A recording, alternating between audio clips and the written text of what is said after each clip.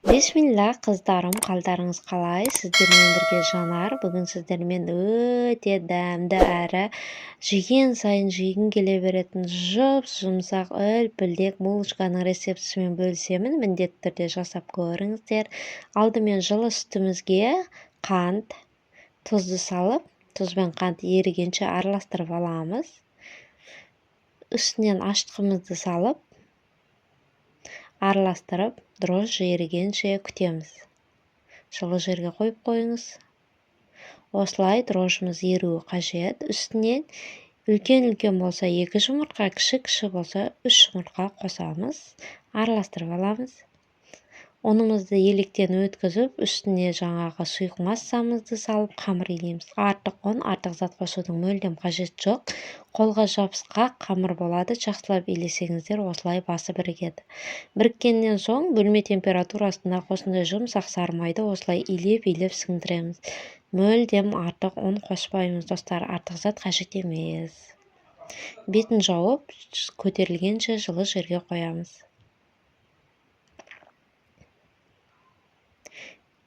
Көтерілгеннен соң міндетті түрде қамырды бір қайтара илейміз осылай, және екінші рет көтерілуін күтеміз.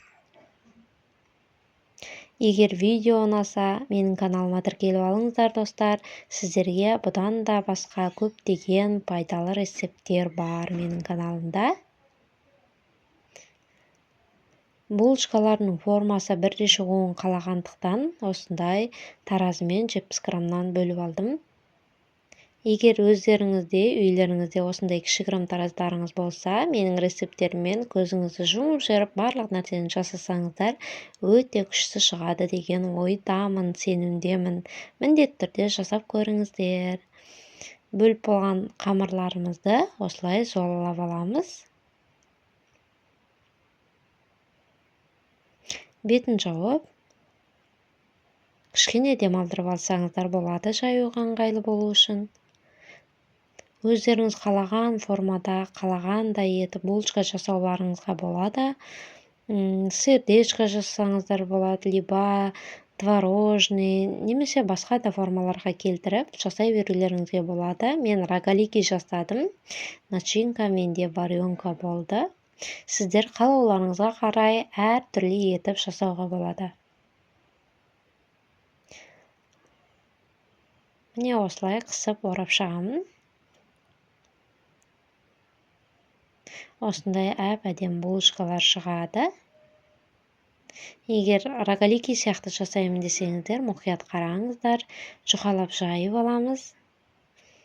Және басына ғана варенкамызды саламыз. Варенка салғаннан кейін, достар, міндетті түрде жақсылап басып, бекітіп жіберіңіздер, варенка ағып кетпеу үшін.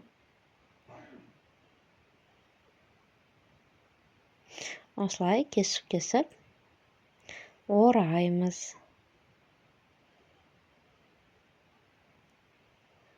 Ең шетінде осылай жабыстырып қоятын әдетім бар, сонда шығып кетпейді.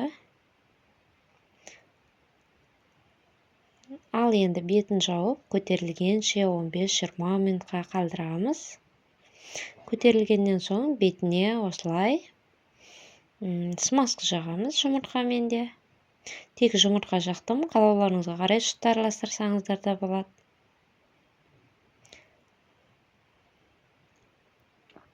Осы кезде пешті қосып қойсаңыздар болады. Алдын ала қыздырылған пеште 170 градуста пісіріп аламыз.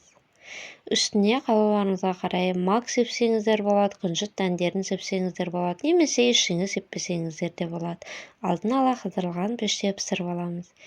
Менің булочкаларым осылай өте жұмсақ әрі дәмді болып шықты. Сіздерге де осылай жасап көруге кеңес беремін. Сіздерде де осылай шығады деген ойдамын. Егер осы булочканы жасап, булочкаларыңыз идеальный шығып жатса, мені айтуды ұмытпаңыздар.